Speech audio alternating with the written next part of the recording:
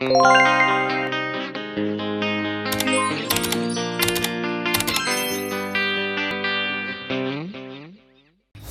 everyone, it's me Clara Matos. So for today's video, update ko po kayo sa aking mini garden.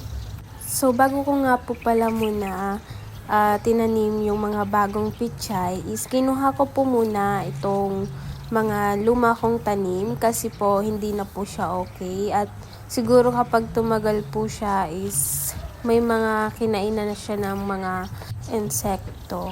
Inubos ko na nga rin po yung pag-harvest ng mga nauna kong tanim na pichay kasi papalitan po natin ng bago.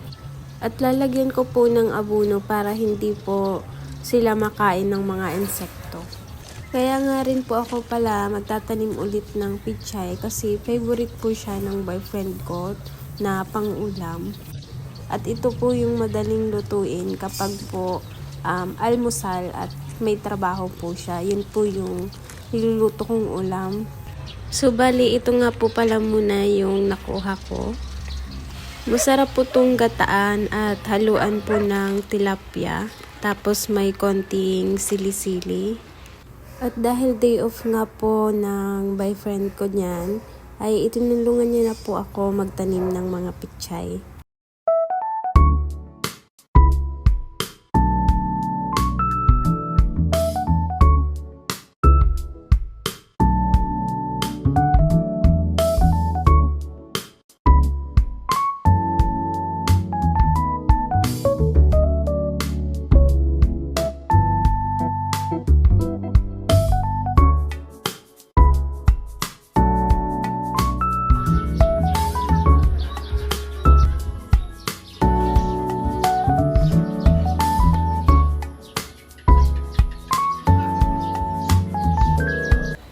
At ito nga rin po pala yung araw na din-deliver na po yung in-order sa akin ng boyfriend ko na ukay-ukay bales.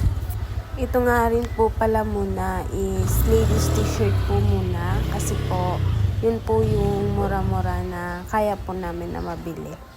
Proud din nga po pala ako kay Kuya Ryder kasi sobrang bigat po nito. Bali 2 bales po yung na-order. So nakaya niya po yun ihatid.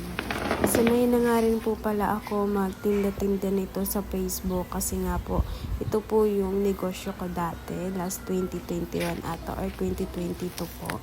So need ko lang din po talaga nito na mag-face mask kasi nga po meron po akong hika. Kaya nga po pala 2 yung berries kasi nga po nagka-problema po yung sa unang order ko. Yung unang order ko po is nakapag-down po ako ng 650. Pero yung iba pong page is nakapag-mine po ako. Pero hindi po muna ako na nakapag-down payment. Tapos nabigla po ako na meron pong nag-message sa akin na GNT na meron po akong deliver nun na ganung presyo. So, ayun, naisip ko na oo nga po pala may na-mine ako at hindi ako nakapag-down payment. So, ayun, ginawan ko na din po ng paraan kasi nga po yung budget na pangbayad is yung sa isang bales lang. Ayan, kung nakikita nyo po, makukulay pa po yung mga bales na nakuha ko. So, dito po talaga sa ukay-ukay, meron po siyang may parang basahan kasi nga po ukay. Wala naman pong perfect na ukay-ukay na bales na makukuha ka dito. Talagang meron po talagang may mga damage kasi nga po ukay-ukay. So, pasensya na po kasi yung voice over ko ay may pumupukpok. Meron po kasi nagpapatrabaho dito sa bahay ng boyfriend ko. Gumagawa po kasi ng lababo dito sa kusina. Yung trahabador po dito na kinuha ng mama ng boyfriend ko. By the way po pala, kung may balak po kayong magnegosyo ng gantong ukay-ukay, is dapat handa po kayo sa kung ano po yung laman.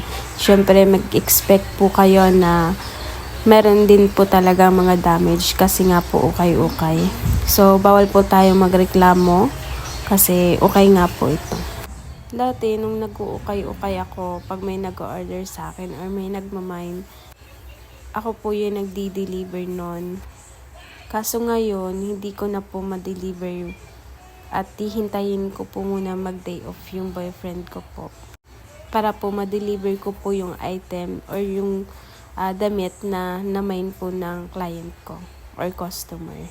Kasi nga po, mas makakatipid po ako kapag po hinintay ko po muna mag-day off yung boyfriend ko kasi nga po mayroon siyang motor. Kasi guys, kwento ko po sa inyo, yung motor po kasi nabigay sa akin ni Mami Virgil. Is nung nadisgrasya po ako sa Baskaran, Albay, naiwan po yung motor ko sa Barangay Hall.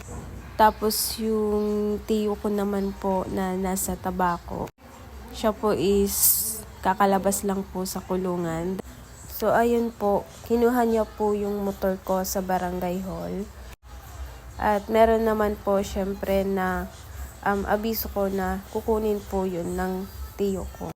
Syempre pinayagan ko naman po kasi nga po tiyo ko siya at kapamilya.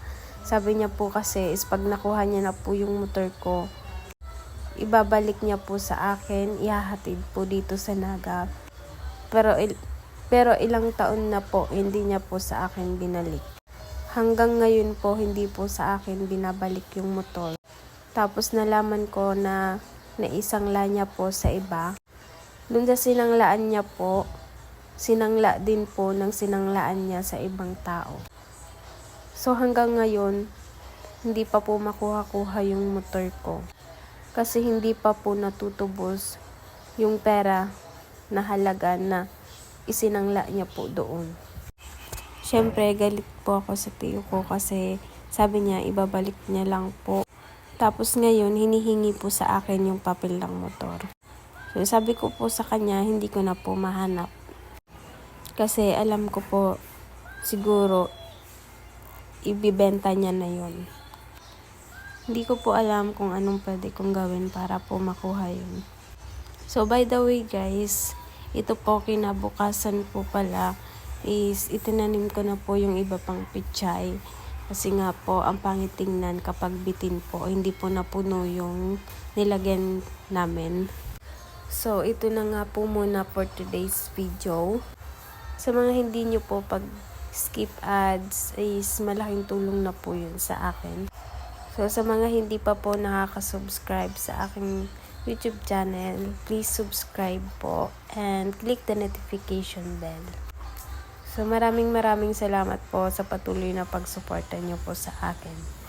Hanggang dito to lang po muna. Bye-bye. Thank you po. Thank you for watching. Mwah! See you sa next vlog.